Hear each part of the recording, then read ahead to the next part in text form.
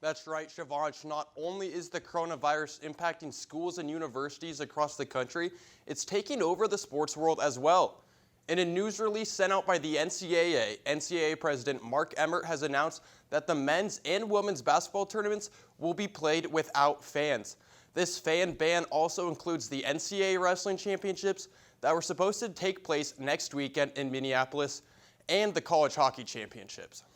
As coronavirus numbers continue to increase, the NCAA has decided to limit attendance to these events to just essential staff and family members. This is something that the NCAA has never had to do in the past.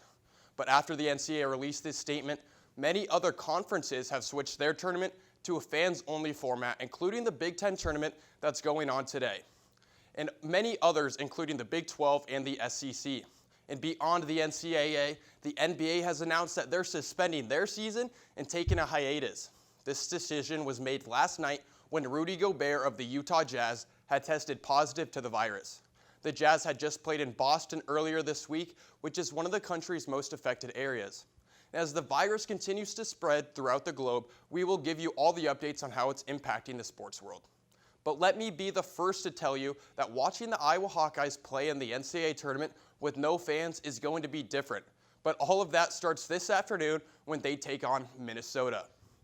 The Hawkeyes play their first game of the Big Ten tournament later this afternoon in Indianapolis. Their game is set to start 25 minutes after the Michigan versus Rutgers game, which is set to tip off at noon. The Hawkeyes are going to have to rely on their big man and Player of the Year nominee, Luka Garza, to get the job done. The Hawkeyes already defeated the Golden Gophers twice during the regular season and hope to get another one. If the Hawkeyes make it past their afternoon game, they'll have a chance to get their revenge on Illinois, who got the best of the Hawkeyes on the last game of the regular season by just 2 points.